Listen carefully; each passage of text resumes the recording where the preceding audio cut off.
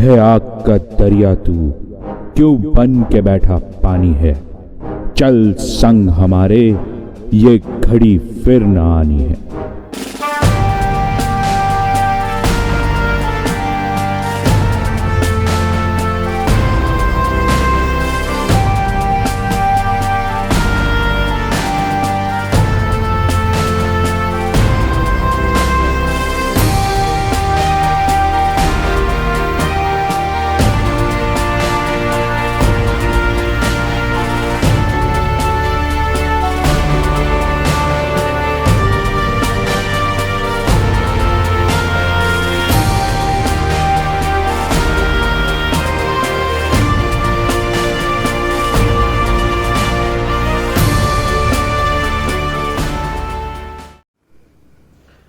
Hello students, I am here to discuss with you some important facts regarding your career. After your board examinations, most of you are planning to join defense forces. Defense forces को join करना एक सम्मान की बात होती है. It is a very prestigious job. Most of the students want to join defense forces. इसको join करने के बहुत सारे तरीके हैं. NDA, CDSE, XY groups, technical entries, and many more. Today, I am discuss about an NDA examination. कि कैसे NDA examination को क्वालिफाई करके उसे क्रैक करके हम डिफेंस फोर्सेस के अंदर एज एन ऑफिसर अपनी सेवा दे सकते हैं. Guys, I am Rakesh Tiwari here. I am a professional teacher. I have completed my BA. I have completed my LLB. And last 10 years मैं डिफेंस फोर्सेस के students को train कर रहा हूं, उन्हें बता रहा हूं उनके written as well as interview के रिगार्डिंग कि किस प्रकार से वो अपने व्यक्तित्व को, किस प्रकार से वो अपनी योजना को तैयार करें कि डिफेंस फोर्सेस को ज्वाइन कर सकते हैं. Today as initially I told you कि हम एनडीए विषय पर डिस्कस करेंगे. तो चलिए उसी विषय पर आते हैं.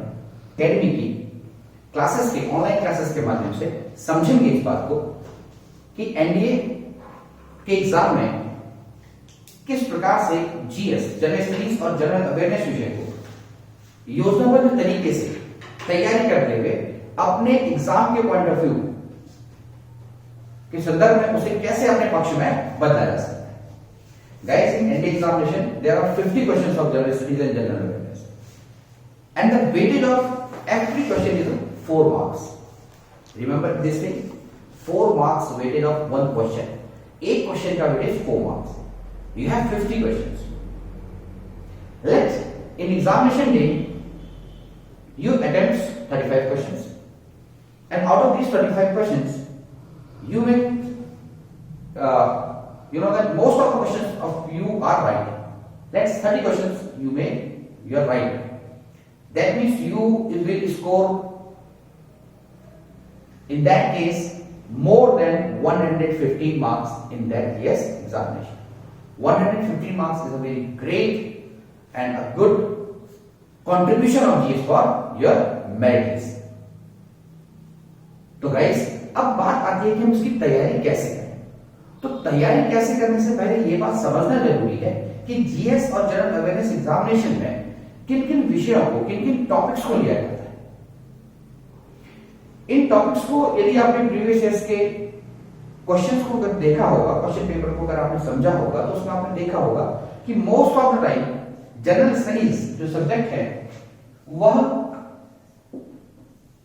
कुछ बिंदुओं को अपने साथ कवर अप करता है, जिसके अंदर आपके पास आता है history,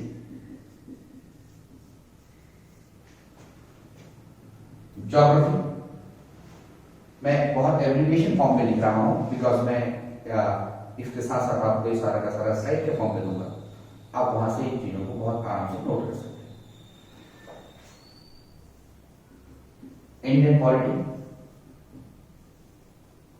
economics, current affairs and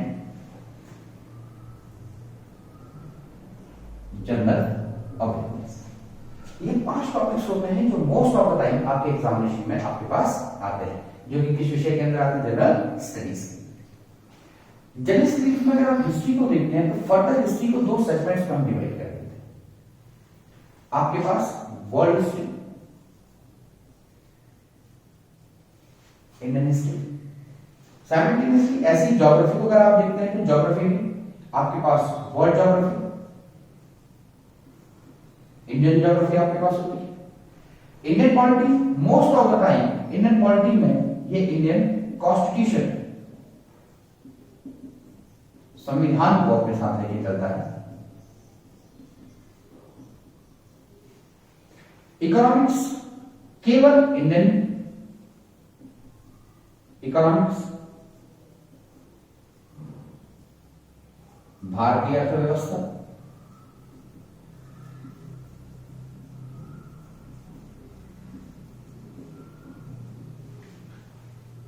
general awareness, इसमें बहुत सारे छोटे छोटे सेगमेंट्स को लेके चलता है, जिनमें से 4 सेगमेंट प्रमुख है। पहला आर्ट एंड कल्चर, कला एवं संस्कृति।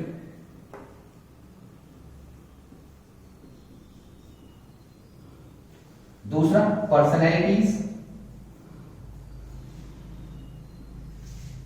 व्यक्तित्व।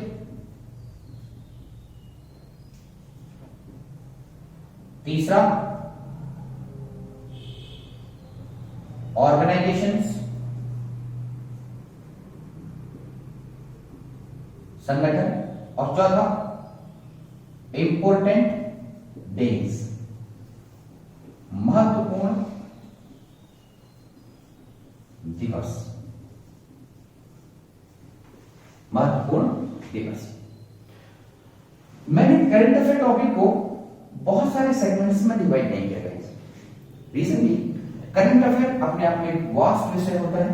मोस्ट ऑफ द टाइम इस करंट अफेयर विषय में हम India and it's relationship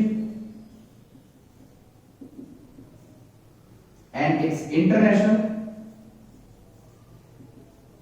relationship, Bharat और उसके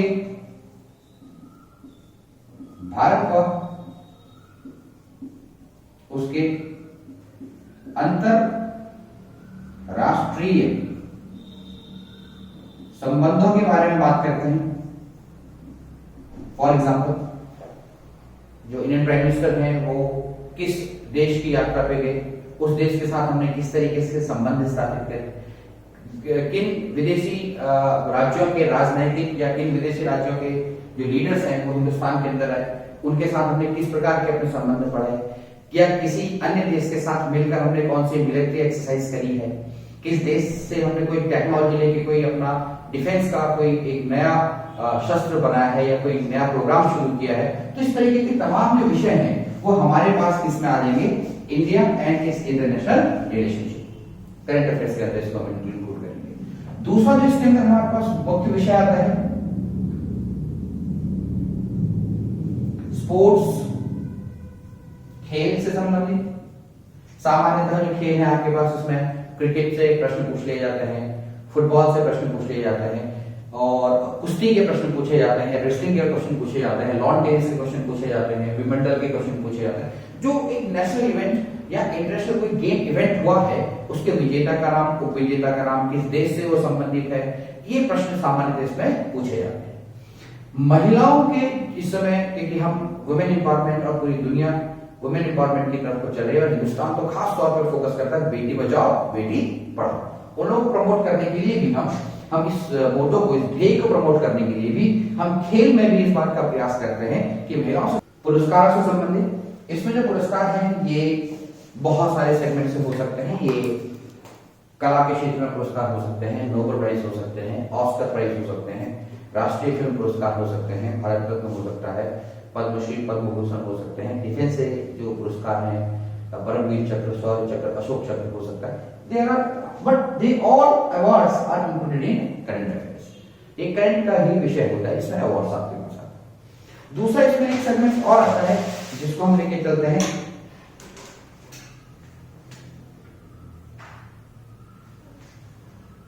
बुक्स एंड ऑथर्स, पुस्तक एवं लेखक।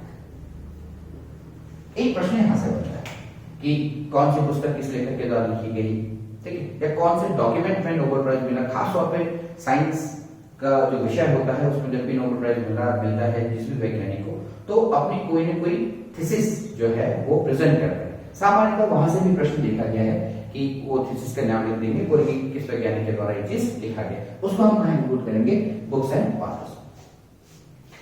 करंट अफेयर जो विषय है ये आपके इंटरव्यू के लिए भी बहुत इंपॉर्टेंट है। इंटरव्यू में भी सामान्यतः जो प्रश्न पूछे जाते हैं वो किसी समसामयिक विषय से पूछे जाते हैं, जो करंट में चल रहा होता है विषय उससे पूछे जाते हैं। तो करंट अपने आप में बिल्कुल डिफरेंट टॉपिक है, बिल्कुल डिफरेंट सेगमेंट है, और इसको जब हम क्लासेस में कंटिन्यू करेंगे तो और ज्यादा इसको डिटेल के अंदर हम कंटिन्यू करेंगे। Let's talk about general perception of GS paper. दोबारा से इसके बाद जनरल परसेप्शन को समझ लेते हैं, फिर अपनी प्रिपरेशन को आगे की तरफ को पढ़ेंगे। शुरुआत करते हैं हिस्ट्री के साथ। सामान्यतः हिस्ट्री के हमने दो सेगमेंट करे, वर्ल्ड हिस्ट्री और इंडियन हिस्ट्री। तो वर्ल्ड हिस्ट्री जब आप सुनते हैं और जब भी बात वर्ल्ड सुना जाता है तो ऐसा लगता है कि इतनी बड़ी दुनिया और इतिहास दोनों ही इतना बड़ा विषय कैसे इंक्लूड करेंगे। घबराने वाली कोई बात नहीं है। एनडीए जो मुख्यतः फोकस करता है वर्ल्ड हिस्ट्री में, तीन सेगमेंट्स को सामान्यतः यह फोकस करता है। वर्ल्ड हिस्ट्री, ये वर्ल्ड हिस्ट्री में फोकस करता है फ्रेंच रेवोल्यूशन, रशियन रेवोल्यूशन और war of independence of America. यह इन तीन चीजों को मैं बहुत एब्रिविएशन की फॉर्म पे लिख रहा हूं, डोंट वरी अबाउट इट। मैं मेरे जैसे ही ये लेक्चर आप लोगों के साथ चलता रहेगा, बीच बीच में मैं स्लाइड्स आपको देता रहूंगा, नोट करके पॉज करके आप वहां पर को जितना भी मैंने टॉपिक आपको दिया है उन्हें बिल्कुल क्लियरली अपनी एक कॉपी में लिखें। आपकी प्रिपरेशन उसी अकॉर्डिंग चलेगी, उसी योजना के अकॉर्डिंग चलेगी, उसी प्लान में चलेगी। और यकीन मानिए इस प्लान के साथ हम काम करेंगे। Out of 35 questions dot sure ऐसे होंगे कि जो हम राइट अटेम्प्ट करेंगे। Don't worry about it.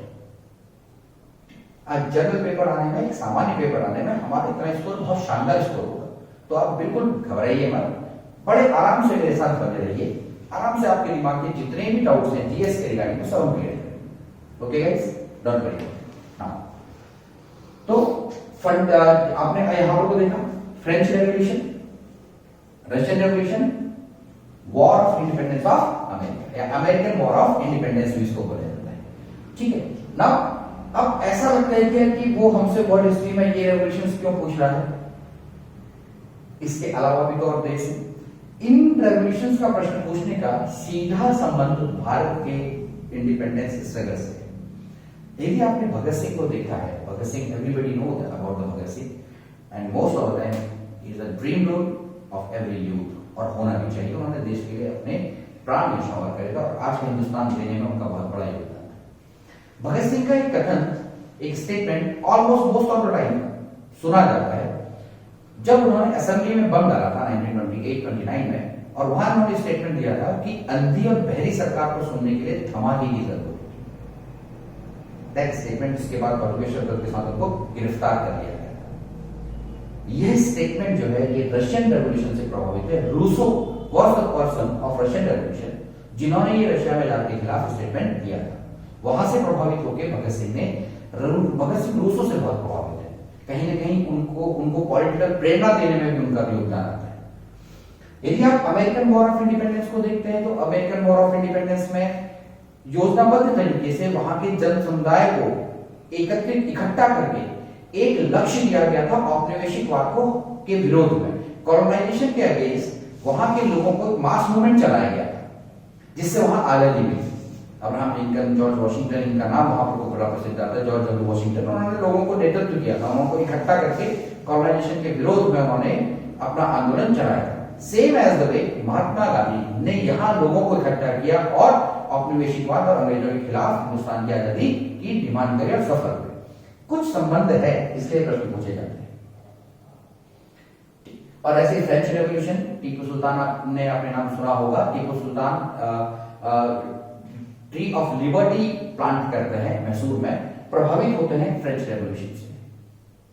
ठीक, तो इस तरीके से बहुत सारी चीजें आती हैं कि ये तमाम रेवोल्यूशंस को हिंदुस्तान की आजादी के साथ जोड़ती हैं, उसको थोड़ा बहुत प्रभाव डालती है।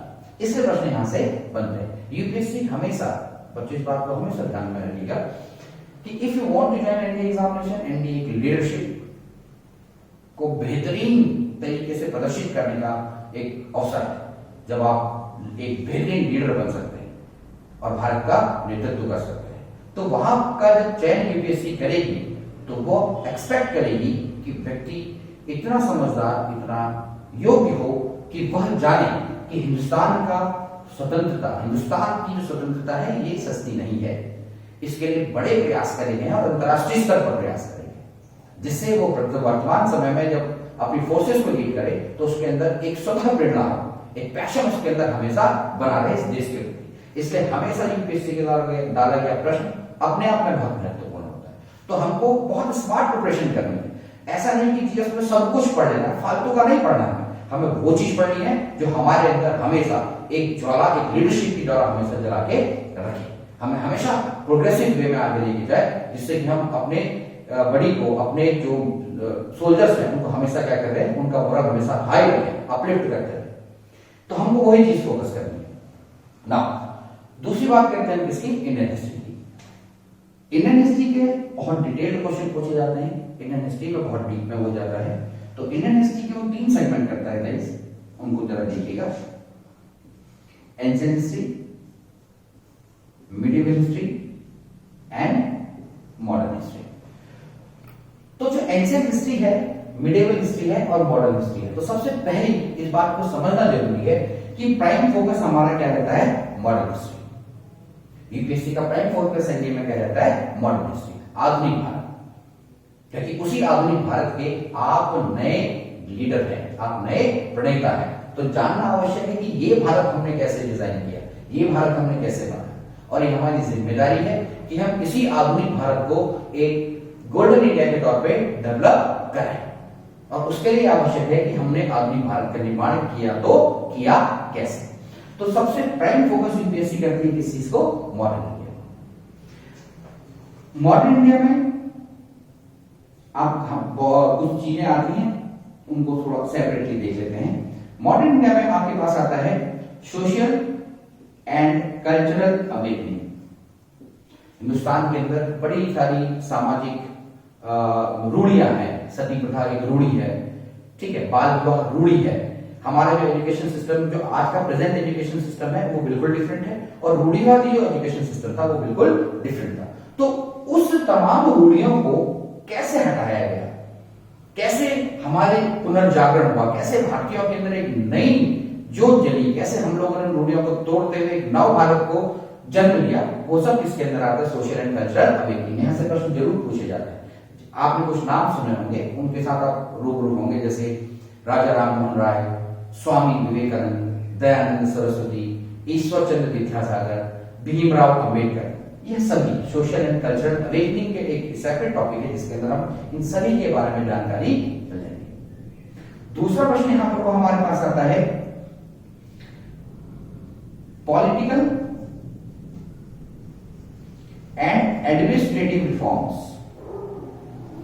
हिंदुस्तान के अंदर मोनार्की है। यदि आप medieval India, ancient India Hindustan देखेंगे तो आपको राजवंश मिलेंगे, मुगल राजवंश, तुगलक राजवंश, मराठा वहां भी राजवंश मिलेगा, पेशवाई वहां भी राजवंश मिलेंगे कि पिता, उनके पुत्र वो क्या कर रहे हैं, वो राज्य का नेतृत्व कर रहे हैं। लेकिन हम यहाँ पर तो एक नए पॉलिटिकल स्ट्रक्चर की बात कर रहे हैं। हिंदुस्तान में डेमोक्रेसी है आज, तो किस तरीके से हमने राजवंश की सत्ता से अपने आप को परिवर्तित करके एक डेमोक्रेटिक फॉर्म को एक्सेप्ट किया, जो कि एट प्रेजेंट हिंदुस्तान को रिपब्लिकन और डेमोक्रेटिक स्टेट बनाता है। तो वो किस तरीके से परिवर्तन आया, वो किस तरीके से छोटी छोटी जगहों में आए हुए परिवर्तन, किस तरीके से आज के हिंदुस्तान के बड़े परिवर्तन बने, उन सब का अध्ययन हम किसमें करेंगे, पॉलिटिकल एंड एडमिनिस्ट्रेटिव रिफॉर्म। यहां से प्रश्न जरूर बनता है, क्वेश्चन पूछा जाता है कि हिंदुस्तान के पहले आईसीएस अधिकारी कौन थे, किन्होंने आईसीएस को ज्वाइन किया। क्वेश्चन पूछा जाता है कि कब हिंदुस्तान के अंदर जो वायसराय की लेजिस्लेटिव काउंसिल है उसका विस्तार किया गया, कौन से एक्ट में लेजिस्लेटिव काउंसिल जो बाद में जाके भारत की लोकसभा बनी थी उसका निर्माण किस तरीके से हो, वो सभी प्रश्न आपको इसके अंदर मिलेंगे पॉलिटिकल एंड एडमिनिस्ट्रेटिव रिफॉर्म्स के। उसके बाद यहां पर को आपके पास दो टॉपिक मैं कर रहा हूं, एक struggle for independence before Gandhi और दूसरा struggle for independence with Gandhi या आफ्टर गांधी कह सकते या अलोंग विद गांधी। तो struggle for independence before Gandhi तो आप कांग्रेस का फॉर्मेशन देखते हैं, लेकिन गांधी हिंदुस्तान के अंदर 1915 के बाद जो है वो एक्टिव होते हैं। लेकिन कांग्रेस का फॉर्मेशन आप देखते हैं 1884 के, तो 84 से 1915 गांधी का जो रोल होता है वो 1950 के बाद हिंदुस्तान के अंदर दिखता है। वैसे गांधी अंतरराष्ट्रीय स्तर पर यदि आप साउथ अफ्रीका की बात करेंगे तो वहां पर वो गांधी बहुत पहले से एक्टिव है, लेकिन हम हिंदुस्तान के कॉन्टेक्स्ट की बात कर रहे हैं, इंडियन हिस्ट्री को देख रहे हैं। तो यहां पर वो struggle for independence before Gandhi, Gandhi से पहले 1857 की क्रांति, गांधी से पहले दादा भाई नेहरू जी के द्वारा, गांधी से पहले गोपाल कृष्ण गोखले, बाल गंगाधर तिलक, तो ये जो लीडर्स हैं ये किस तरीके से हिंदुस्तान के अंदर एक राजनीतिक प्रेरणा जगाते हैं आजादी के लिए, वो हम यहाँ पर को पढ़ते हैं। इसके बाद आता है struggle for independence with Gandhi. तो गांधी के साथ इंडिपेंडेंस कैसे हुआ, चंपारण मूवमेंट आपको मिलेगा, रॉलेट एक्ट के खिलाफ मूवमेंट मिलेगा, नॉन कॉपरेशन मूवमेंट मिलेगा, ठीक है, भारत छोड़ो आंदोलन मिलेगा। और इसी बीच में जब हम इंडिपेंडेंस विद गांधी करते हैं तो यहां पर को हम रेवोल्यूशनरी एक्टिविटीज भगत सिंह को, ठीक है, या हम उसका एक सेपरेट टॉपिक कर लेते हैं कि रेवोल्यूशनरीज एक्टिविटीज, क्रांतिकारी गतिविधियां, जिसके अंदर आप पढ़ेंगे चंद्रशेखर आजाद, भगत सिंह, पंडित राम प्रसाद बिस्मिल, ठीक, इनके बारे में हम यहां पर को देखेंगे क्रांतिकारी गतिविधियां। मुख्यतः यह एक ऐसा टॉपिक है कि जहां से आपके मैक्सिमम क्वेश्चंस पूछे जाते हैं। उसके बाद यदि मैं मिडिवल और एंशिएंट हिस्ट्री की बात करूं तो इसमें एक कॉमन हम टॉपिक लेके चलते हैं। ये अलग बात है कि एंशिएंट हिस्ट्री के अंदर राजवंश आपको डिफरेंट मिलेंगे, मिडिवल हिस्ट्री के अंदर राजवंश आपको डिफरेंट मिलेंगे, लेकिन जो प्रश्न बनेगा वो सामान्यतः इसी टॉपिक से बनेगा, जैसे art and culture. For example एक एंशिएंट हिस्ट्री का आर्ट एंड कल्चर उठाते हैं, एक मिडिवल हिस्ट्री का आर्ट एंड कल्चर उठाते हैं। तो एंशिएंट हिस्ट्री में अगर हम बात करते हैं तो एंशिएंट हिस्ट्री में आप देखते हैं गुप्ता पीरियड, गुप्ता। तो क्वेश्चन पूछा जाता है कि which of the following dynasty is known as the golden period of Hinduism या golden period of Indian culture in ancient time. तो आंसर मिलेगा क्या, गुप्ता पीरियड। वो आपको एंशिएंट हिस्ट्री में मिल गया आर्ट एंड कल्चर का।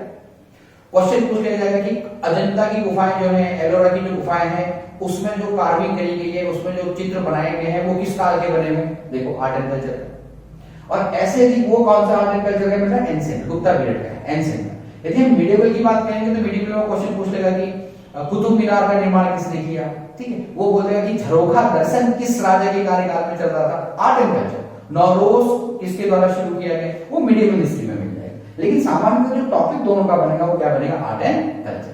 दूसरा जो मिडिवल एंशिएंट और मिडिवल हिस्ट्री का दूसरा टॉपिक बनता है वो बनता है रेवेन्यू से, राजस्व से। जैसे मान लेते हैं कि हम एंशिएंट हिस्ट्री का एक राजस्व का क्वेश्चन उठाते हैं, क्वेश्चन पूछा जाता है कि बलि जो है वह किस प्रकार का टैक्स था। एंशिएंट हिस्ट्री का है वो लैंड टैक्स है, और मिडिवल हिस्ट्री में क्वेश्चन पूछ देगा वो बोलेगा कि जजिया किस प्रकार का टैक्स था। तो आंसर था कि है रेवेन्यू से ही, लेकिन दोनों ही के आंसर क्या होंगे, डिफरेंट होंगे। तो सामान्यतः अगर हम एंशिएंट और मिडिवल हिस्ट्री को पढ़ेंगे तो उसमें हम आर्ट एंड कल्चर और रेवेन्यू को देखेंगे। सामान्यतः इसको देखा जाएगा कि जनरल क्वेश्चन कहां से बनता है, यहां से होता है।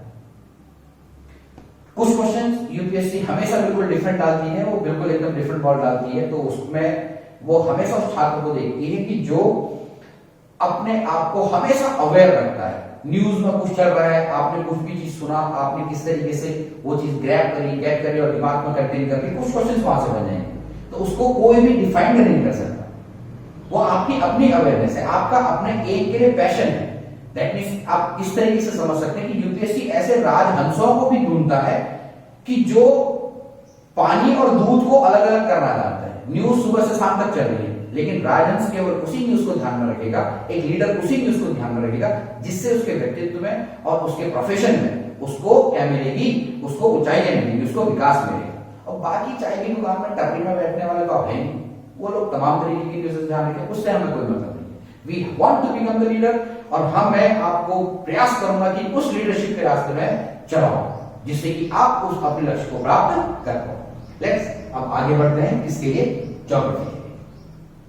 नाउ तो हिस्ट्री के बारे में हमको चीजें क्लियर हो गई होंगी, अपेक्षा करता हूं क्लियर हो गई होंगी।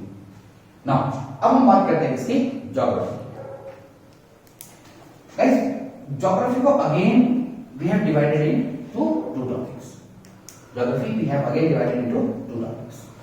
Topic 1 world geography, topic second Indian geography. जब हम वर्ल्ड ज्योग्राफी की बात करते हैं तो वर्ल्ड ज्योग्राफी में हम फिजिकल ज्योग्राफी और इकोनॉमिक ज्योग्राफी को देखते हैं।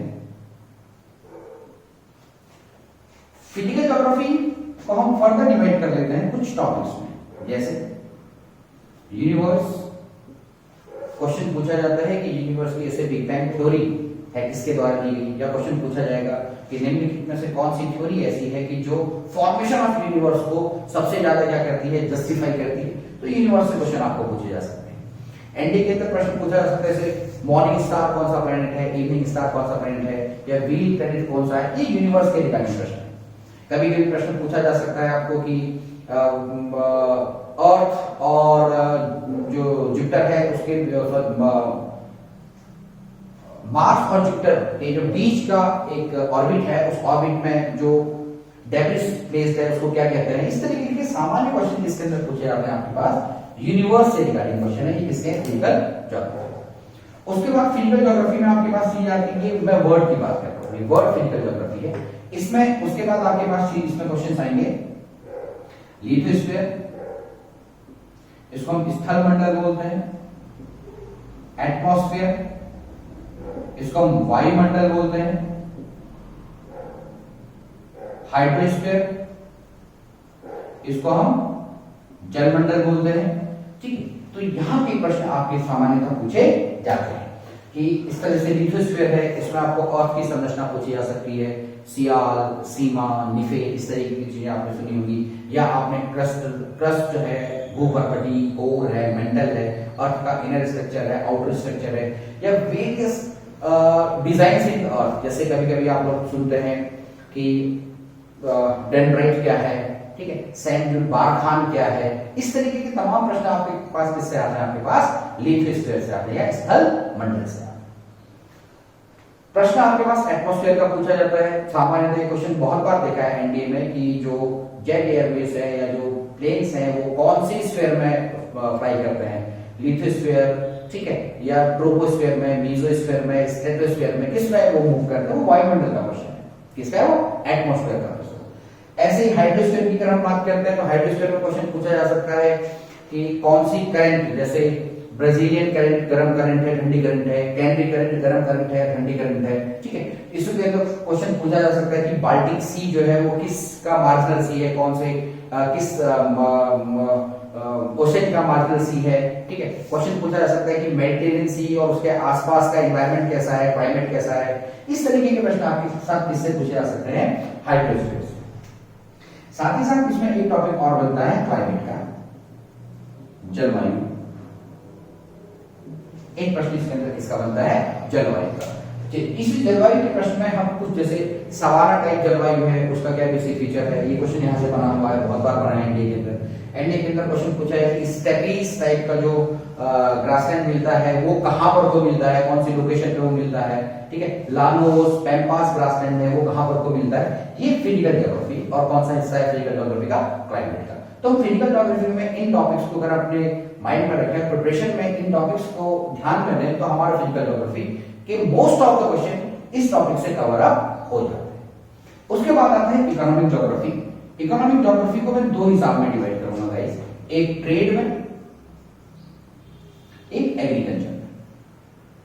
तो ट्रेड के रिगार्डिंग यहां पर कोई ह्यूमन बीइंग भी आ जाएगा कि किस जगह पर कौन सी एग्रीकल्चर होती है, ठीक है, किस तरीके की एग्रीकल्चर। जैसे फॉर एग्जांपल क्वेश्चन इस तरीके से पूछता है कि कालाहारी डेजर्ट में रहने वाले लोग किस प्रकार की खेती या किस प्रकार से जीवन यापन करते हैं, पशुपालन करते हैं, खेती करते हैं या क्या करते हैं।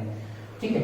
या इसके अंदर क्वेश्चन में ट्रेड के क्वेश्चन में तो बहुत सारे क्वेश्चन बनते हैं, सामान्यतः हम ट्रेड को बहुत ज्यादा डीप में न जाते हैं, अगर हम इसमें यहाँ पर कुछ और स्पेसिफाइड कर देते हैं, इसको हम कर देते हैं मिनरल्स एंड ओर्स, ठीक है, खनिज मैं इसको डिवाइड कर देता हूं, तो ये और ज्यादा हमारे पास स्पेसिफाइड हो जाता है कि यहां से क्वेश्चन आपके पास बन जाता है। किसका? इकोनॉमिक ज्योग्राफी का। क्वेश्चन ऐसे पूछा जा सकता है कि जो यूएसए है, यूएसए निम्नलिखित में से किस एग्रीकल्चर प्रोडक्ट की ट्रेड में दुनिया में सबसे ऊपर है? मेज मक्का के लिए है, बाजरा के लिए है, गेहूं के लिए है, या किस और चीज के लिए है, ठीक है। या चाइना का मक्का के प्रोडक्शन में कौन सा स्थान है, सब आपको किसके अंदर मिल जाएगा? Economic geography. बात दूसरी करते हैं आपके पास इंडियन ज्योग्राफी, बहुत important segment, most of the time maximum questions कहां से पूछे जा रहे हैं। इस समय आपका जो जीएस का पैटर्न बन रहा है एनडीए का, तो एनडीए का वर्तमान पैटर्न जो देखा जा रहा है पिछले कुछ टाइम से, उसमें इंडियन ज्योग्राफी के प्रश्न ज्यादा बढ़ रहे हैं। तो इंडियन ज्योग्राफी में आपको क्या क्या चीजें देखनी होती है? इंडियन ज्योग्राफी में आपको देखना होता है सबसे इंपॉर्टेंट चीज फिजिकल ज्योग्राफी या physical geography of India.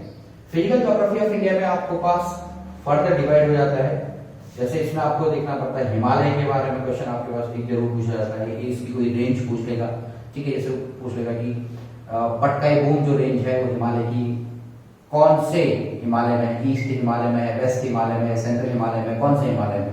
Question पूछ लेगा कि अराकान योमा रेंज जो है, जो म्यांमार में स्थित है, वो निम्नलिखित में से किस पर्वत श्रेणी का भाग है? हिमालय का भाग है, ठीक है, नागा हिल्स का भाग है, ठीक, या वो अन्नामलाई हिल्स का भाग है। इस तरीके से वो किसका क्वेश्चन पूछ लेगा आपसे फिजिकल ज्योग्राफी में, हिमालय, स्पेसिफाइड हिमालय का। दूसरा various mountain range of India,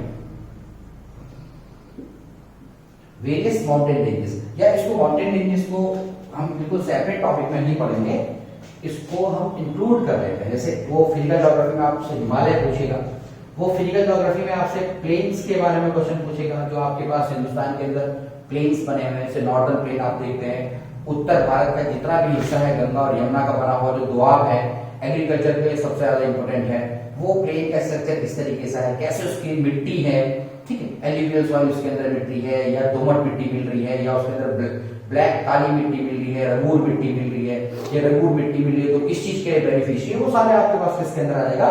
planes के अंदर। उसके बाद आपके पास इसमें आ जाएगा पेनिनसुलर इंडिया, पेनिनसुलर इंडिया, प्रायद्वीपीय भारत के प्रश्न इसमें पूछे जाते हैं कि प्रायद्वीपीय भारत किस प्रकार का भारत है, प्रायद्वीपीय भारत का निर्माण कब हुआ है, ठीक है, कौन सी रॉक से प्रायद्वीपीय भारत का निर्माण हुआ है। इस प्रकार के प्रश्न फिजिकल ज्योग्राफी से पूछे जाते हैं। उसके बाद इसमें क्वेश्चन आपके पास आता है कोस्टल प्लेन्स का, कि जो हमारे कोस्टल प्लेन्स में, जैसे कोस्टल प्लेन्स में आपने देखा होगा कोंकण गोवा वाला हिस्सा आपने सुना है, ठीक है, आपने विदर्भ के हिस्से को देखा, तो ये कोस्टल प्लेन्स के अंदर आपके पास हिस्सा आता है। ये प्रश्न आपके पास बनते हैं। उसके बाद हिंदुस्तान की लेक्स के बारे में क्वेश्चन आपसे पूछे जाते हैं, हिंदुस्तान की जो झीलें हैं, ठीक है, उनके बारे में आपसे क्वेश्चन पूछा जाता है, हिंदुस्तान की जो झीलें हैं उनके बारे में क्वेश्चन पूछा जाता है, झील के बारे में। प्रश्न आपके पास बनता है हिंदुस्तान के ड्रेनेज सिस्टम के बारे में, बहुत इंपॉर्टेंट टॉपिक है ड्रेनेज सिस्टम। नदी प्रवाह तंत्र,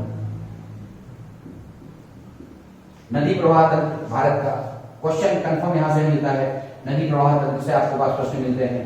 भारत के प्रश्न उसके अलावा जो मिलते हैं, ठीक है, ट्राइब्स से भारत के प्रश्न मिलते हैं, जनजातियों से भारत के प्रश्न मिल जाते हैं। उसके बाद बायोस्फीयर से यहाँ पर प्रश्न मिलते हैं, या इसको हम इकोलॉजी के टॉपिक में लेते ज्यादा इंपोर्टेंट अच्छा बन जाएगा, इकोलॉजी एंड एनवायरनमेंट, ठीक है,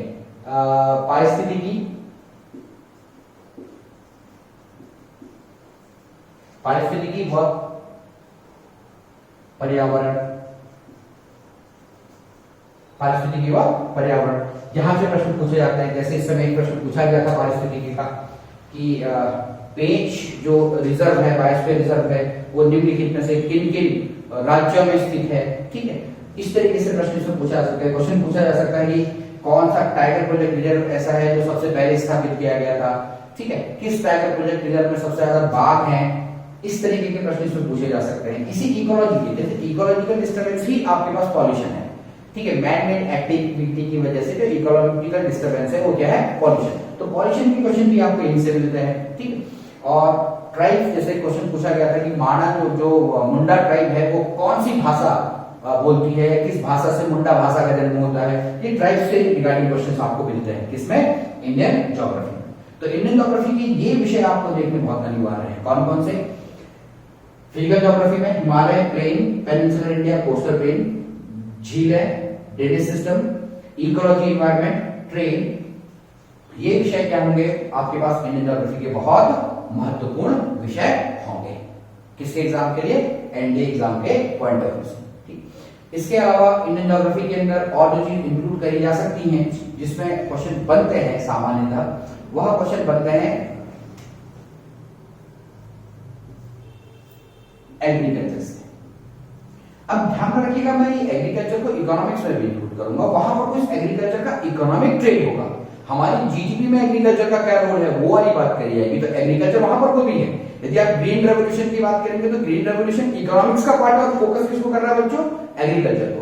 बट इंडियन ज्योग्राफी यहाँ पर को एग्रीकल्चर अलग चीज है, यहाँ पर को देखा जाएगा कि रबी की जो फसल होती है वो किस मौसम में होती है, उसमें कौन कौन सा अनाज होता है। सामान्यतः हिंदुस्तान का उत्तर जो का भाग जो है, जब आप देखेंगे हिंदुस्तान के नक्शे को, यस यहाँ पर कोई चीज और इंपॉर्टेंट है दोनों के लिए, वर्ल्ड ज्योग्राफी, इंडियन ज्योग्राफी, इन दोनों के लिए ही मैप रीडिंग दोनों के लिए आवश्यक है बच्चों, ये चीज एकदम फोकस है। और जो मेरे साथ स्पेशलाइजेशन है वो मैप रीडिंग का, आप लोगों को तो मास्टर बना दूंगा, बिल्कुल बेस्ट है एकदम। और एक बार ज्योग्राफी में जिसकी मैप में कमांड है उसके लिए ये चीज मिनट और काम है। कॉन्सेप्ट एकेडमी के अंदर दूर इंडियन डिफेंस एकेडमी स्पेसिफिक काम करती है मैप रीडिंग के लिए, स्पेसिफिक आपको प्रैक्टिस करवाती है मैप रीडिंग। तो एक बार मैप रीडिंग में आपकी कमांड बन गई, बेस्ट बन जाओगे, ज्योग्राफी जिंदगी भर भूलोगे नहीं कभी आप। तो एग्रीकल्चर के जो क्वेश्चन बन रहे हैं बच्चों इंडियन ज्योग्राफी से, वो बिल्कुल डिफरेंट है।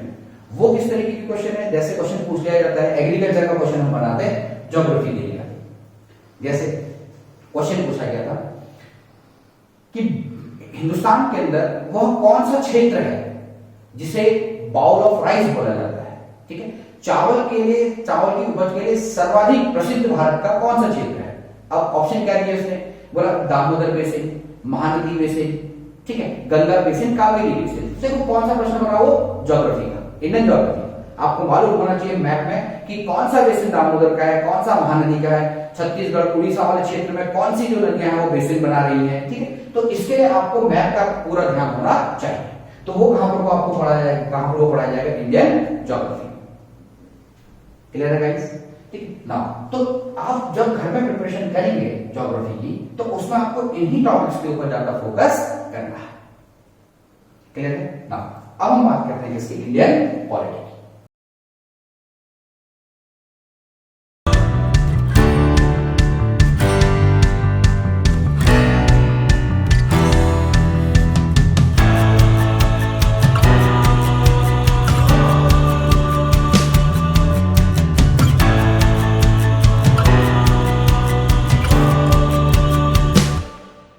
Think NDA. Think Doon IDA.